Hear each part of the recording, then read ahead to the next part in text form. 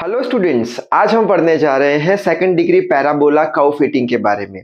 इस टॉपिक को second degree parabolic trends के नाम से भी जाना जाता है। So I hope you are ready with your pen and paper. So without wasting much time let us start this video. इसके जस्ट पिछले वीडियो में हमने लीस्ट स्क्वायर मेथड के बारे में पढ़ा था और लीस्ट स्क्वायर मेथड का जो स्ट्रेट लाइन का जो इक्वेशन था, अगर आपको याद हो तो वो था y is equals to a plus B X. आज तो हम पढ़ने जा रहे हैं सेकंड डिग्री का इक्वेशन। सेकंड डिग्री यानी क्या? किसी भी वेरिएबल के पावर में अगर दो हो तो उसे हम बोल देंगे सेकंड डिग्री का इक्वेशन। अब सेकंड डिग्री का इक्वेशन कैसा होगा? कुछ कुछ इसके जैसा ही होगा। ये क्या है? y is equal to A plus B X, तो यहां पे लिख लेंगे y is equal to A plus B X और एक नई टर्म ऐड कर देंगे सी एक्स का स्क्वायर। यहां पे हम देख सकते हैं वेरिएबल के पावर में क्या है? दो है, यानी ये कौन सा इक्वेशन हो गया? सेकंड डिग्री का हमारा इक्वेशन हो गया। अब अगर आपको मालूम हो तो ये जो हमारा y is equal to A plus B X है, इसका आंसर हम कैसे ढूंढते थे या फिर स्ट्रेट लाइन का इक्वेशन हम कैसे बनाते थे? तो उसके लिए हम ये जो a और ये जो b है उसके वैल्यूज फाइंड करते थे और उसके वैल्यू फाइंड करने के लिए हम नॉर्मल इक्वेशन का यूज करते थे। कौन से नॉर्मल इक्वेशन थे? ये वाले दो नॉर्मल इक्वेशन थे। ठीक है, ये दोनों नॉर्मल इक्वेशन को हम सॉल्व करते थे और बाद में a और b की वैल्यू हम ढूंढ लेते थे। सपोज करते हैं a और b की कुछ वैल्यू आ गई तो ये a की वैल्यू यहां रख देंगे, b की वैल्यू यहां रख देंगे और फाइनल आंसर हमारा बन जाता था। जैसे कि आंसर यहाँ पे मैंने एग्जांपल के तौर पे लिखा है y इज इक्वल टू ये a का वैल्यू प्लस ये b का वैल्यू और साथ में x। तो ऐसा कुछ हमें इक्वेशन मिल जाता था स्ट्रेट लाइन का। अब उसी तरीके से सेकंड डिग्री ये जो है इसका भी हमें आंसर फाइंड करना है। यहां से भी हमें a, b और c की वैल्यू फाइंड करनी है। जो भी a, b, c की वैल्यू आएगी वो ये इक्वेशन में डाल देंगे और हमारा फाइनल आंसर कुछ आ जाएगा। अब यहाँ पे a, b और c की वैल्यू ढूंढनी है तो यहाँ पे नॉर्मल इक्वेशन का यूज किया था, ऐसे ही यहाँ पे भी नॉर्मल इक्वेशन का यूज करेंगे। यहाँ पे कितने पैरामीटर अननोन थे? a और b।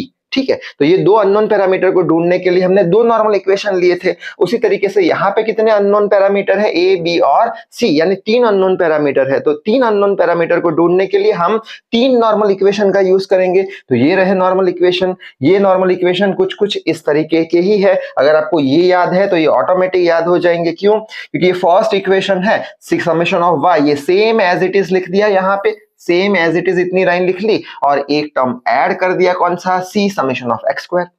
ये दूसरा जो नॉर्मल इक्वेशन है same line summation of X Y वाली, सेम लाइन यहाँ पे हमने लिख ली समेशन ऑफ एक्स स्क्वायर तक और एक नया टर्म हमने ऐड कर दिया, x का पावर 2 है तो x का क्यूब कर दिया। ठीक है, अब नया तीसरा इक्वेशन कैसे बनाए? तो ये जो हमने इक्वेशन लिखा है उसमें x की पावर बढ़ा देंगे, यानी यहाँ पे एक्स स्क्वायर हो जाएगा, यहाँ पे 1 है तो यहाँ पे 2 आ जाएगा, यहाँ पे 2 है तो यहाँ पे 3 आ जाएगा, यहाँ पे 3 है तो यहाँ पे 4 आ जाएगा। आसानी से हम ये तीन नॉर्मल इक्वेशन याद रख पाएंगे।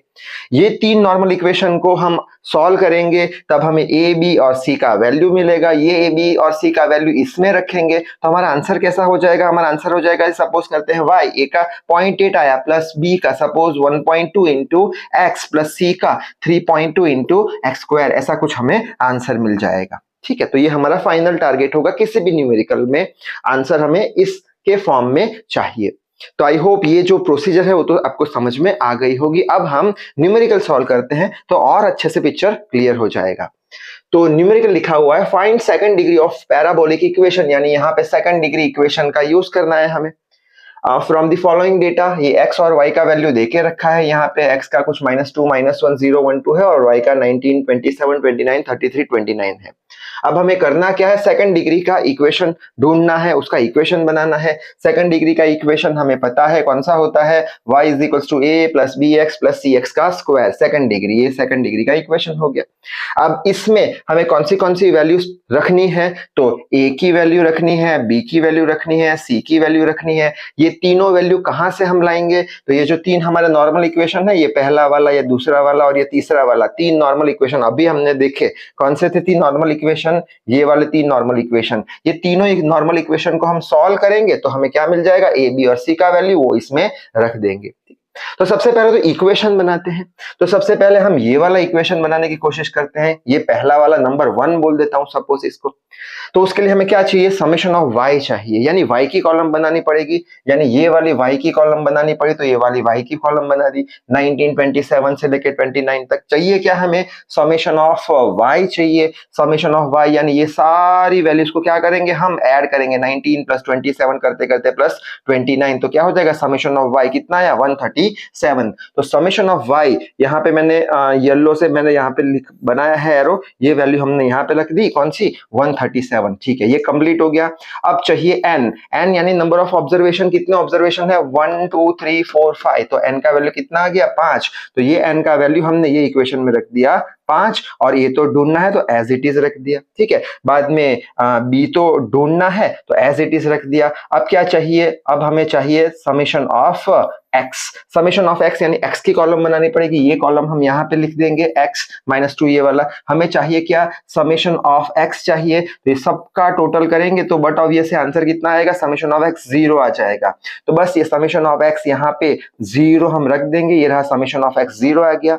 प्लस कर देंगे, c एज इट इज रख दिया, ढूंढना है। अब चाहिए समेशन ऑफ x स्क्वायर, यानी x स्क्वायर का कॉलम बनाना पड़ेगा। ये रहा x स्क्वायर का कॉलम, -2 इंटू -2 4 हो जाएगा, -1 इंटू -1 1 1 इंटू 1 और 2 2 जा 4। तो समेशन ऑफ x स्क्वायर यानी ये सारी टर्म को हम ऐड करेंगे, 4 प्लस 4 प्लस 1 प्लस 1। तो समेशन ऑफ x स्क्वायर कितना आ गया, 10 आ गया। तो समेशन ऑफ x स्क्वायर हमने 10 यहाँ पे रख दिया। यहां से क्या हो जाएगा, ये b वाला टर्म निकल जाएगा तो एक इक्वेशन आ जाएगा, 137 is equal to 5a plus 10c। तो ये एक इक्वेशन हमें मिल चुका है। इसे इक्वेशन 2 बोल देंगे, इसको 1 बोल दिया। ठीक है, अब हम दूसरा इक्वेशन बनाने की कोशिश करेंगे। ये रहा हमारा दूसरा इक्वेशन, क्या है, समेशन ऑफ एक्स वाई, यानी एक्स वाई की कॉलम चाहिएगी। तो एक x इंटू वाई की कॉलम बना दी हमने, ये इंटू ये, -38 -1 इंटू 27 27 0 इंटू 29 0 1 इंटू 33 इतना, 2 इंटू 29 58। हमें चाहिए क्या, हमें चाहिए summation of X Y. Second equation की बात कर रहे हैं, फर्स्ट इक्वेशन बन चुका है। समेशन ऑफ एक्स वाई, सारी वैल्यूज को ऐड किया, -38 -27 प्लस 33 प्लस 58 कितना आ गया, समेशन ऑफ एक्स वाई 26। तो ये 26 हमने यहाँ पे लिख दिया, यहाँ पे येलो से मैंने बताया है लाइन करके, 26 आ गया। ठीक है, विच इज इक्वल टू ए तो हमें ढूंढना है, लिख लिया। समेशन ऑफ एक्स ऑलरेडी हमने फाइंड किया हुआ है 0, तो ये 0 लिख लिया यहाँ पे। प्लस बी तो हमें ढूंढना है समेशन ऑफ एक्स स्क्वायर, ये सारा कितना है, 10 के बराबर, तो ये 10 लिख लिया। प्लस सी ढूंढना है, ठीक है, और बचा क्या, x cube. Summation of X cube यानी एक्स क्यूब की एक और कॉलम बनानी पड़ेगी। तो ये रही एक्स क्यूब की कॉलम, यानी इसका क्यूब करेंगे तो माइनस में ही रहेगा, 2 इंटू 2 इंटू 2 8 आ जाएगा, लेकिन माइनस में आएगा। ये भी -1 इंटू -1 कितना होगा, +1 इंटू -1, यानी -1 ही रहेगा, 0 रहेगा, ये 1, ये 2 2 जा 4 2 जा 8 आ जाएगा। हमें चाहिए क्या, समेशन ऑफ एक्स क्यूब, यानी ये सारे चीज को हम ऐड करेंगे तो समेशन ऑफ एक्स क्यूब कितना आ जाएगा, 0 आ जाएगा। तो यहाँ पे समेशन ऑफ एक्स क्यूब जो सेकंड इक्वेशन की बात कर रहे हैं हम, कितना आ गया, 0 आ गया। तो इक्वेशन में से ए का टर्म निकल गया, सी का टर्म भी निकल गया, हमें क्या मिला, 26 इज इक्वल टू 10b। उस पे से b का वैल्यू हमें मिल चुका है 2.6, यानी एक वैल्यू तो आ गया है, यानी हमें b का वैल्यू तो मिल गया है। अब a और c का वैल्यू चाहिए। ठीक, अच्छा आगे बढ़ लेते हैं। तो इसको मैं थोड़ा सा ऊपर स्क्रॉल कर देता हूं। अब हम क्या करेंगे, अब थर्ड इक्वेशन बचा हमारा। थर्ड इक्वेशन कौन सा है हमारा, ये वाला सपोज थर्ड इक्वेशन। ठीक है, इसमें क्या है, summation of X square Y चाहिए, यानी एक्स स्क्वायर वाई का एक कॉलम बनाना पड़ेगा। तो एक्स स्क्वायर वाई का कॉलम यहाँ पे बनाया है हमने, एक्स स्क्वायर वाई का कॉलम यहाँ पे बना लिया है। एक्स स्क्वायर वाई में क्या करेंगे, ये एक्स स्क्वायर हो गया, ये वाई हो गया, 19 इंटू 4 करेंगे तो 76 आ जाएगा। बाद में -27 into X square Y, sorry क्या एक्स स्क्वायर वाई है, तो 4 इंटू 19 करेंगे तो 76, ये 1 इंटू 27 0 इंटू 29 0 1 इंटू 33 ये हो गया एक्स स्क्वायर वाई। 29 इंटू 4 116। हमें चाहिए समेशन, यानी ये सारी वैल्यूज को हम ऐड करेंगे, 76 प्लस 27 प्लस 33 प्लस 116, तो कितना आ जाएगा, summation of X square Y 252।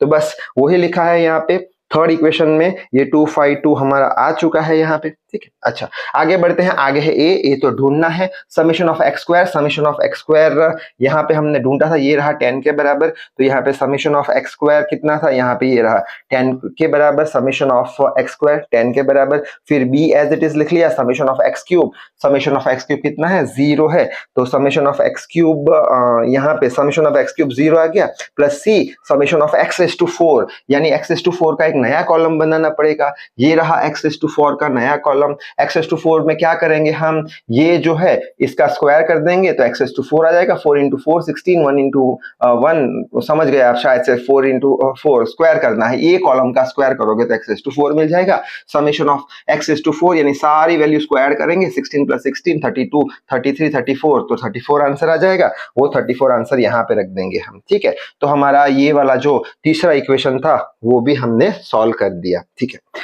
अब यहाँ पे हमें b की वैल्यू तो मिल चुकी है, हमें चाहिए क्या, हमें चाहिए ए और सी की वैल्यू। तो ए और सी की वैल्यू यानी दो अननोन है अभी भी हमारे पास, और दो इक्वेशन आ चुके हैं हमारे पास। कौन से इक्वेशन, एक तो ये इक्वेशन 2 आ गया है, और ये वाला इक्वेशन हमारा इक्वेशन 3 आ चुका है। यानी दो इक्वेशन है और दो अननोन है। कौन से, ए का वैल्यू नहीं है और सी का वैल्यू नहीं है, तो आसानी से हम सॉल्व कर पाएंगे इसको। इसमें आप कोई भी मेथड का यूज कर सकते हो, गॉस जॉर्डन एलिमिनेशन, कोई भी मेथड यूज कर सकते हो, आप पे डिपेंड करता है कौन सा आपको इजी पड़ता है, ठीक है। यहाँ पे हम क्या करेंगे, यहाँ पे हम सोचेंगे कि यहाँ पे अगर मुझे ये वाली टर्म कैंसिल करवानी है, अगर ये दोनों टर्म कैंसिल हो गई तो मुझे सी का आंसर मिल जाएगा। तो कैंसिल कराने के लिए हम क्या करेंगे, ये जो इक्वेशन 2 है, ये जो है पॉइंट, यहाँ पे हम क्या बोलेंगे, 2 से अगर मल्टीप्लाई करते हैं पूरे इक्वेशन को तो यहाँ पे 10 आ जाएगा, यहाँ पे भी 10 है, और इसमें से ये माइनस कर देंगे तो ये वाला टर्म कैंसिल हो जाएगा। कैसे देख लेते हैं, तो क्या करेंगे, इसको 2 से मल्टीप्लाई करेंगे, तो इक्वेशन 2 को 2 से मल्टीप्लाई किया, ठीक है। तो इक्वेशन 2 को 2 से मल्टीप्लाई यानी इसको 2 से मल्टीप्लाई किया तो 137 इंटू 2 कितना आ जाएगा, 174। 5 इंटू 2 10 ए आ जाएगा, 10 इंटू 2 20 सी आ जाएगा। 2 से मल्टीप्लाई किया और इसमें से माइनस कर देंगे, यानी ये इक्वेशन यहाँ पे रख देंगे, 252 is equal to 10a plus 34c। बस माइनस करना है, सब्ट्रैक्ट फ्रॉम 3, इसमें से सब्ट्रैक्ट करना है। शायद से बात समझ में आ रही होगी। तो यहाँ से ये कैंसिल हो जाएगा, ये माइनस माइनस माइनस सब्ट्रैक्ट कर रहे हैं इसलिए पता होगा आपको, पॉजिटिव साइन है तो नेगेटिव, यहाँ पे भी पॉजिटिव साइन है नेगेटिव, पॉजिटिव साइन है तो नेगेटिव। ये 274 माइनस 252 22 आ गया, ये 20 माइनस 34 माइनस बड़ा साइन है यहाँ पे तो माइनस 14c आ गया। तो c इज इक्वल टू हमें आंसर मिल गया इसका कितना, -1.571, यानी हमारे पास b आ चुका है, c आ चुका है, अब a ही बचा है। तो ये c का वैल्यू हम कोई भी इक्वेशन में रख के उसका आंसर फाइंड कर सकते हैं। तो यहाँ पे इजीनेस के लिए हम क्या करेंगे, ये जो c का वैल्यू हमें मिला, ये c का वैल्यू हम इक्वेशन नंबर 2 में रख देंगे। c का वैल्यू रखा तो a का आंसर मिल गया। तो इक्वेशन 2 में हम क्या करेंगे, c का वैल्यू रख देंगे, कितना है, ये पहले इक्वेशन लिख लेंगे, 137 इज इक्वल टू 5 लिख लिया, 137 इज इक्वल टू 5 लिख लिया, प्लस 10 लिख लिया, और c का वैल्यू कितना है, c का वैल्यू यहाँ पे -1.571 लिख लिया। यानी इन शॉर्ट क्या किया, c का वैल्यू हमने यहाँ पे रख दिया, ये इक्वेशन में रख दिया, ठीक है। अच्छा, बस अब तो एकदम इजी है। 137 5 ये माइनस साइन बाहर, 10 से मल्टीप्लाई होगा तो 15 हो जाएगा।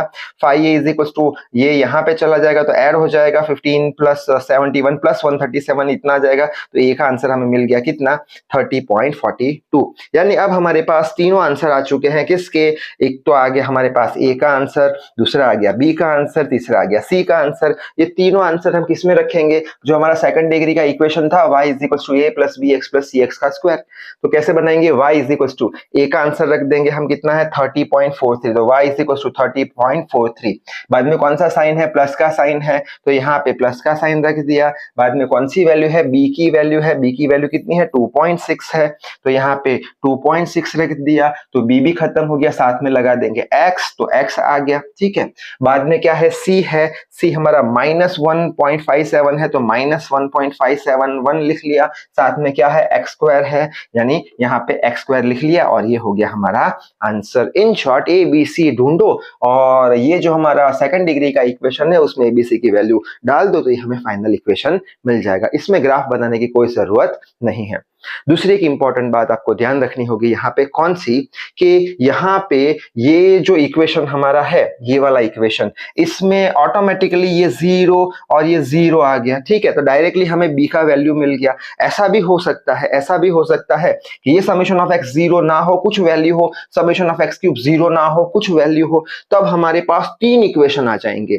यहाँ पे ये इक्वेशन हम कंसिडर नहीं करेंगे, क्यों? डायरेक्टली b का वैल्यू मिल गया है हमें तो इक्वेशन 2 और इक्वेशन 3 ही मिला था। ऐसा भी हो सकता है कि इसका भी कुछ आंसर आए, इसका भी कुछ इक्वेशन हो, यानी हमारे पास 3 इक्वेशन आएंगे और 3 इक्वेशन और साथ में एबीसी 3 अननोन, तब हम गॉस जॉर्डन या गॉस एलिमिनेशन मेथड का यूज करेंगे और एबीसी का वैल्यू फाइंड करेंगे, जो कि हम पहले ही पढ़ चुके हैं मैथ्स 1 मैथ्स 2 में। तो इस वीडियो में बस इतना ही। Till then read hard, work hard. Thank you very much.